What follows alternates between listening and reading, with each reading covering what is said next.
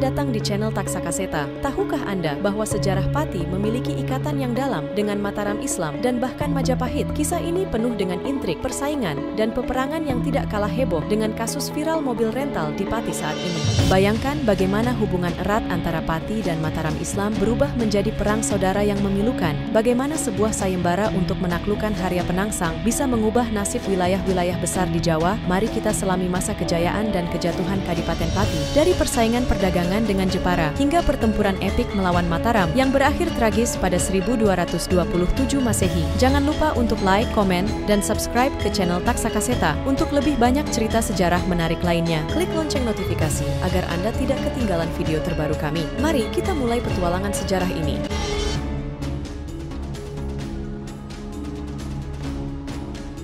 Menjelang akhir abad ke-13, sekitar tahun 1292 Masehi, Pulau Jawa mengalami kekosongan kekuasaan yang berwibawa. Kerajaan Pajajaran mulai runtuh, Kerajaan Singasari meredup, dan Kerajaan Majapahit belum berdiri. Di pantai utara Jawa Tengah, sekitar Gunung Muria bagian timur, muncul penguasa lokal yang mengangkat dirinya sebagai adipati, dan wilayah kekuasaannya disebut Kadipaten. Terdapat dua penguasa lokal di wilayah tersebut. Pertama, Adipati Yudapati dari Kadipaten Paranggaruda, yang wilayahnya meliputi Sungai Juwana ke selatan hingga Pegunungan Gamping Utara dan berbatasan dengan Kabupaten Grobogan. Yudapati memiliki seorang putra bernama Raden Jasari. Kedua, Adipati Puspa Andungjaya dari Kadipaten Carangsoka, yang wilayahnya meliputi utara Sungai Juwana hingga pantai utara Jawa Tengah bagian timur. Puspa Andungjaya memiliki seorang putri bernama Rara Rayung Wulan. Kedua kadipaten ini hidup rukun dan damai, saling menghormati dan menghargai demi menjaga kerukunan, serta memperkuat tali persaudaraan. Mereka sepakat untuk menikahkan putra dan putri mereka. Utusan Adipati Paranggaruda untuk meminang Rara Rayung Wulan diterima, namun sang calon mempelai putri meminta syarat agar pada saat resepsi pernikahan diadakan pagelaran wayang dengan dalang terkenal bernama Sapanyana. Untuk memenuhi syarat tersebut, Adipati Paranggaruda menugaskan seorang pejabat tinggi bernama Yuyurumpung. Sebelum melaksanakan tugasnya, Yuyurumpung berencana melemahkan Kadipaten Carangsoka dengan mencuri dua pusaka milik Sukmayana di Majasemi. Dengan bantuan Sondong Majeruk, dua pusaka itu berhasil dicuri. Namun, sebelum diserahkan kepada Yuyurumpung, pusaka-pusaka itu berhasil direbut kembali oleh Sondong Makerti dari Wedari. Dalam perkelahian, Sondong Majeruk tewas dan pusaka itu diserahkan kembali kepada Raden Sukmayana. Rencana Yuyurumpung untuk memiliki kedua pusaka itu gagal. Meskipun demikian, Yuyurumpung tetap melanjutkan tugasnya untuk mencari dalang Sapanyana agar pernikahan putra Adipati Paranggaruda tetap berjalan dengan baik. Pada malam resepsi pernikahan, pagelaran wayang kulit oleh Ki Dalang Sapanyana pun dimulai di Kadipaten Carangsoka. Namun, tanpa diduga, mempelai putri tiba-tiba meninggalkan kursi pelaminan, menuju panggung dan melarikan diri bersama dalang Sapanyana. Pernikahan antara Raden Jasari dan Rara Rayung Wulan pun gagal total. Adipati Yudapati merasa dipermalukan dan marah. Ia langsung menyatakan permusuhan terhadap Adipati Carangsoka, sehingga peperangan tidak dapat dielakkan. Raden Sukmayana dari Kadipaten Carangsoka memimpin prajurit Carangsoka, namun mengalami luka parah dan wafat. Raden Kembangjaya, adik kandung Raden Sukmayana, meneruskan peperangan. Dengan bantuan dalang Sapanyana dan kedua pusaka tersebut, mereka berhasil menghancurkan prajurit Paranggaruda. Adipati Yudapati dan putranya gugur dalam pertempuran membela kehormatan dan gengsinya. Sebagai penghargaan, Adipati Carangsoka menikahkan Raden Kembangjaya dengan Rara Rayung Wulan dan mengangkatnya menjadi penggantinya sebagai adipati. Sementara itu, dalang Sapanyana diangkat menjadi patih dengan gelar Singasari.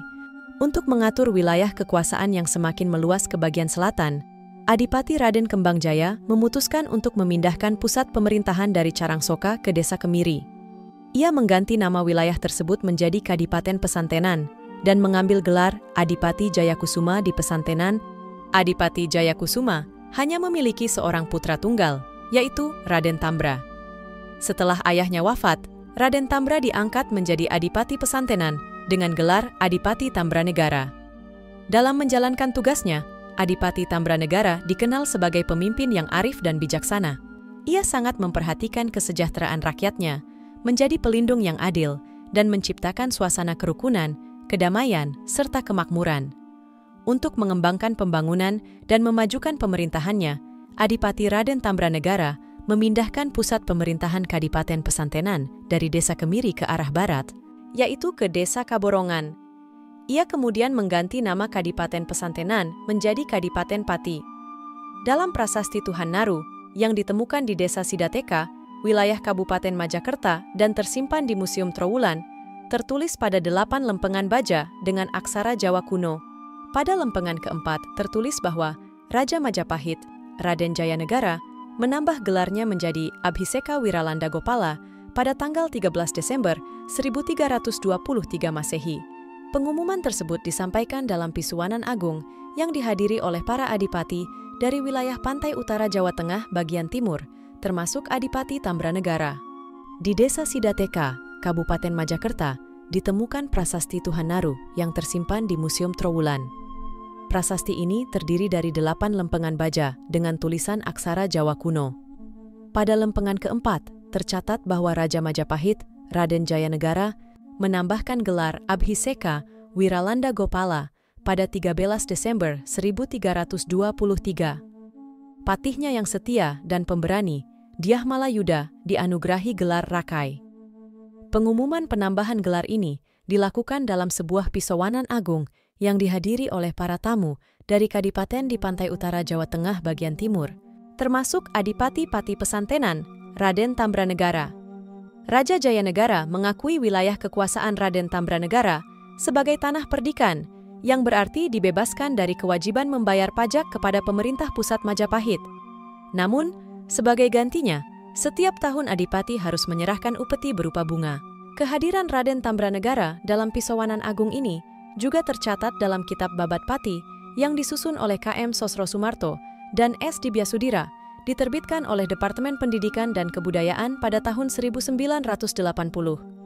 Pada halaman 34, Pupuh Dandanggula bait kedua belas tertulis, Tan alami Pajajaran kendi, keratonnya ing tanah Jawa angali Majapahite, ingkang jumeneng ratu, Brawijaya ingkang kapih kali, ya jaka pekik wasta, putra jaka suruh, Kyai Ageng Pati nama Raden Tambranegara Sumewa Maring Keraton Majalengka.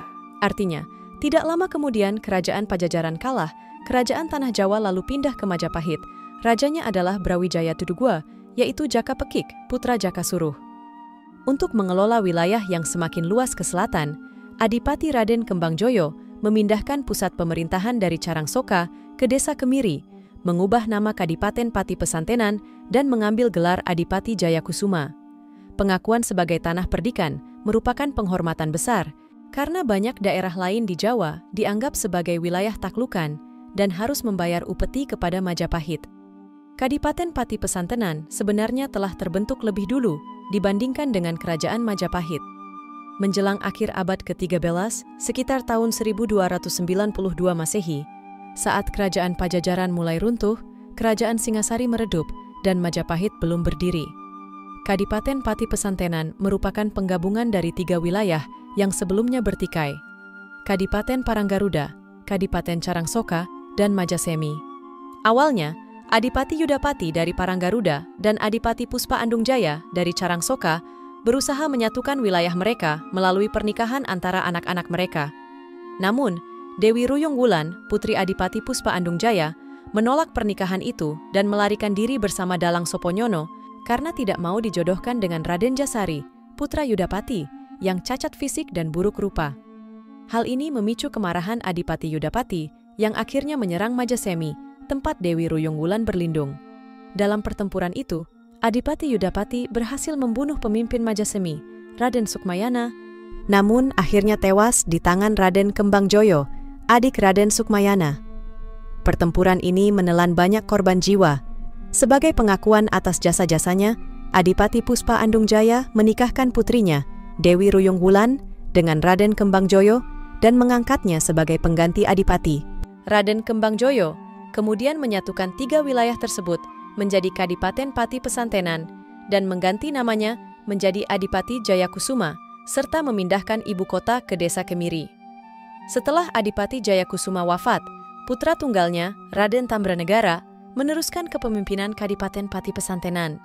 Hingga kini, sejarah Kabupaten Pati tetap terjaga, dengan perubahan nama dari Kadipaten Pati Pesantenan menjadi Kabupaten Pati, yang diperingati setiap tanggal 7 Agustus.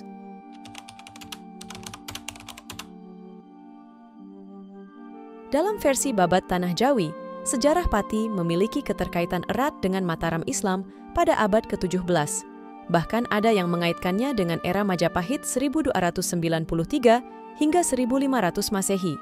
Hubungan antara Pati dan Mataram Islam, sekarang Ngayogyakarta dan Surakarta Hadiningrat, mencatat persaudaraan yang hangat, kerjasama politik, ekonomi, dan militer yang signifikan, meskipun akhirnya berujung pada perang saudara yang menyedihkan. Kisah kekuasaan Pati dimulai ketika Kerajaan Pajang, dipimpin oleh Sultan Hadiwijaya sebagai penerus Kerajaan Demak Bintara, menghadapi tuntutan dari Harya Penangsang, Jipang Bojonegoro, yang merasa dirinya pewaris sah tahta Demak. Sultan Hadiwijaya, untuk memadamkan pemberontakan ini, mengadakan sayembara dengan hadiah bagi siapa saja yang bisa membunuh Harya Penangsang. Penjawi dan Pemanahan, dua tamtama dari Sela Grobogan, mengatur strategi dengan mengirim seorang bocah, Danang Sutawijaya, sebagai eksekutor. Setelah berhasil, mereka diberi hadiah berupa alas, hutan, Mentaok, Mataram, dan wilayah Pati. Pemanahan memilih alas Mentaok yang kemudian menjadi Kadipaten Mataram di bawah Kerajaan Pajang, sementara Penjawi menerima wilayah Pati yang sudah berkembang menjadi kota dengan 10.000 penduduk, menjadikannya Kadipaten Pati. Meskipun hubungan awal antara Kadipaten Pati dan Mataram di bawah Kerajaan Pajang berlangsung harmonis, seiring dengan pertumbuhan kekuatan Mataram yang ekspansionis, pandangan terhadap Pati mulai berubah. Mataram memandang Pati sebagai bawahan Pajang, dan setelah Pajang ditaklukkan, Pati dianggap sebagai bawahan Mataram. Namun, Pati memandang hubungan mereka sebagai setara, tidak mengindahkan perintah Pisowanan, koordinasi, dari Mataram.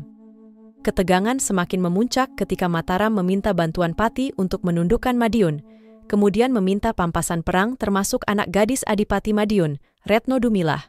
Namun, ambisi Mataram untuk menaklukkan seluruh Nusantara memicu konflik terbuka antara Pati dan Mataram. Perang Saudara pertama antara Panembahan Senopati dan Pragola I berakhir imbang, namun periode kedua yang melibatkan Sultan Agung dan Pragola II pada 1627 berakhir dengan kekalahan Pati. Pati diserbu dari 3 arah, timur, selatan, dan barat, dengan ribuan tentara dari berbagai kadipaten di Mataram. Adipati Pragola II terluka parah dan meninggal pada Jumat Wage, 14 Oktober 1627. Harta, wanita, dan barang berharga, Kadipaten Pati diangkut sebagai pampasan perang ke Mataram. Kekalahan ini meninggalkan luka mendalam bagi rakyat Pati, sehingga Jumat Wage menjadi hari yang disakralkan sebagai peringatan atas wafatnya Adipati Pragola II. Kekalahan ini juga memunculkan perasaan dendam dan perlawanan yang diwariskan secara budaya hingga sekarang, meski dalam bentuk yang berbeda. Seperti budaya Meron Sukolilo di Pati yang menjadi tandingan sekaten di Mataram. Budaya dan sikap Mataram Islam yang dianggap negatif, dan Majapahit yang dianggap positif tercermin dalam legenda Pintu Gerbang Majapahit di Rendole Pati dan legenda Roro Suli Baronskeber di Kemiri Pati. Warisan sejarah ini masih terasa dalam adat budaya masyarakat Pati yang ada hingga saat ini.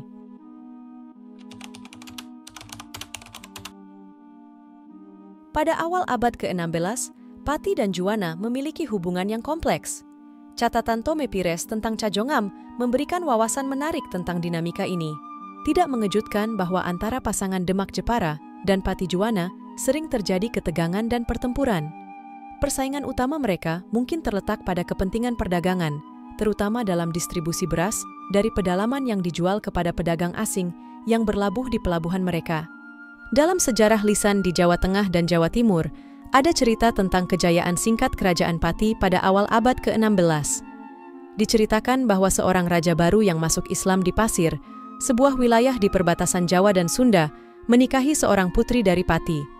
Hal ini mungkin terjadi setelah penguasa Pati menyatakan kesetiaannya kepada Sultan Tranggana dari Demak. Menurut Babat Sangkalaning Momana, pada tahun 1511 Masehi, seorang bupati bernama Kayu Bralit diangkat di Pati. Daftar tahun peristiwa lain yang tercatat dalam Chronological Table karya Raffles mencatat bahwa Adipati Kayu Bralit gugur dalam pertempuran pada tahun 1518, menandai akhir masa kejayaan Kerajaan Pati. Tome Pires, seorang penjelajah Portugis yang mengunjungi pantai utara Jawa pada 1513, melaporkan bahwa daerah Cajongan atau Cajongam dihancurkan oleh Panglima Majapahit. Panglima ini dikenal dengan gelar Guste Pate.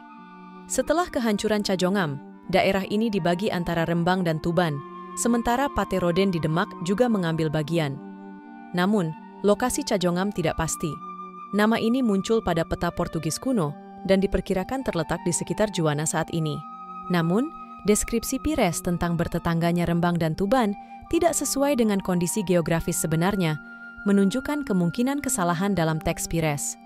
Dari informasi yang terbatas ini, disimpulkan bahwa pada dekade pertama abad ke-16, Kerajaan Demak memiliki hubungan yang tegang dengan raja-raja di Pati, yang menguasai bagian timur jalur perdagangan di selatan Pegunungan Muria. Jika laporan Pires tentang serangan Majapahit terhadap Cajongam benar, dapat diduga bahwa itu adalah upaya terakhir untuk mempertahankan kekuasaan Majapahit di barat laut kerajaannya.